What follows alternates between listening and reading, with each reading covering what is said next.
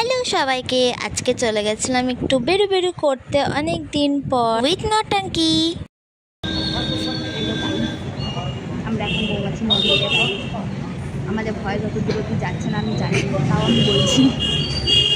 আমাদেরকে সবাই দেখছে, আমরা এন্টারটেন করতে এসেছি এখানে গাইজ। সবাই একা একা বসে আছে, ভালো মানুষকে হাসানো ভালো। আমরা ভালো তাই আমরা লোকে দেখছে গাইজ, আর বলবো না, আবার পরে বলবো পাই। অনেকদিন পর অনেক গল্প টল্প করার পর আমরা চলে গেলাম ফুচকা খেতে, আর ঠিক তারপরেই আমার অবস্থাটা এরকম গাইজ। এটা আমার অবস্থা গাইজ। ফুচকা খেয়েছি, মারাত্মক ঝাল, প্রচন্ড ঝাল দিয়েছে গাইজ। এরকম করলে কি হয় বলো? বলবো না এরকম করলে। ঝাল ছাড়া ফুচকা খেতে আর কেমন ভালো লাগছে? হ্যাঁ বাবা, আমি ঝাল খাই না, আমার ঝাল ছাড়া মিষ্টি ফুচকাই ভালো। প্রচন্ড ঝাল গাইজ, প্রচন্ড ঝাল।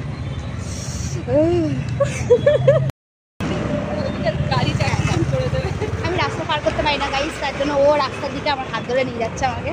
ঠিক আছে, আমি এই সাইডে আছি। আমাদের বেরোনোর কথা ছিল 6টা, আমরা কটায় বেরিয়েছি? 7:30। 1.5 ঘন্টা লেট।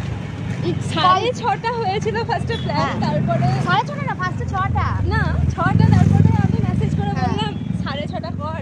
ও বললো আমি 6:05 ঘুম থেকে উঠলাম জাস্ট। তো তারপর রেডি তো হয়ে গেছিলাম, বাট স্টিল খাচ্ছিলাম। 7টা করতে গিয়ে ওটা 7:30 কিভাবে হয়ে গেল, কখন হয়ে গেল আমরা বাঙালি। Yes is call. কিন্তু কথা হচ্ছে আমরা জার্নালিজমের স্টুডেন্ট,